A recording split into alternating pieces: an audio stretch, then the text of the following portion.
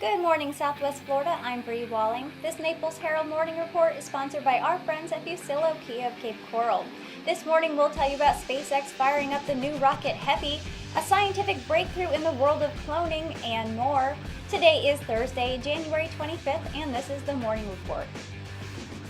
SpaceX fired up its newest, biggest rocket in a critical launch pad test on Wednesday, advancing toward a long-anticipated test flight, possibly in just a week. Named the Falcon Heavy, the rocket briefly roared to life for the first time at NASA's Kennedy Space Center in Cape Canaveral. All three boosters, 27 engines in all, were tested. The booms could be heard at the press site 3 miles away, as huge white clouds of engine exhaust billowed into the sky in a test that seemed to last about 10 seconds. Everything appeared to be normal. The 230-foot rocket stood tall after the tests on the historic pad once used by NASA's Apollo moon rockets and space shuttles. SpaceX chief executive Elon Musk said an hour later the firing was good and tweeted generated quite a thunderhead of steam, launching in a week or so. The Heavy, a triple-sized version of SpaceX's frequent flyer, the Falcon 9, is tailor-made for spacecraft headed to the moon or Mars, as well as extra-big satellites bound for low Earth orbit. The Falcon 9 is routinely used to hoist satellites as well as space station cargo, and perhaps by the end of the year could be hauling crews for NASA too. But for now, the Heavy's cargo for the test flight will be a Tesla Roadster belonging to Musk. If successful, his red sports car will end up in a long oval loop around the sun, traveling as far out as the orbit of Mars.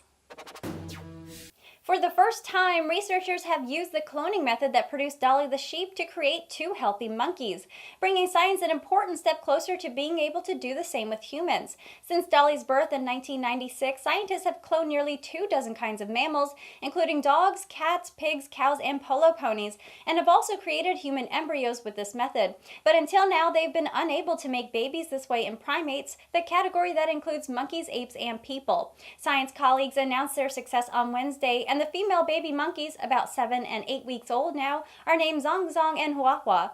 In essence, the feat means that humans can now be cloned, but there are no current plans for that just yet. Mainstream scientists generally oppose making human babies by cloning because it's assumed society would ban it for ethical reasons. Instead, the goal is to create lots of genetically identical monkeys for use in medical research, which, if you ask me, is another ethical dilemma in itself.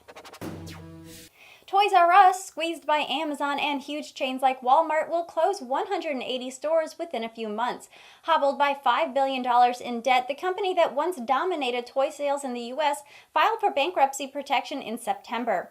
The store closings will begin in February, and the majority of the targeted locations will go dark by mid-April. At some other locations, the retailer is combining its Toys R Us and Babies R Us stores. Toys R Us has struggled with debt since going private to try to leverage a buyout in 2005. The plan had been to take the company public again, but weak sales have prevented that from happening.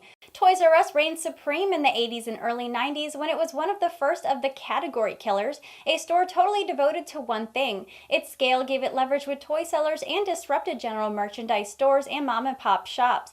Now Toys R Us and other category killers like the now defunct Sports Authority, Borders, and Circuit City are being upended by the new force, Amazon.com. The competitive pressures will force the company to take a close look at all of its stores, and more will likely be shuttered over the next year or two.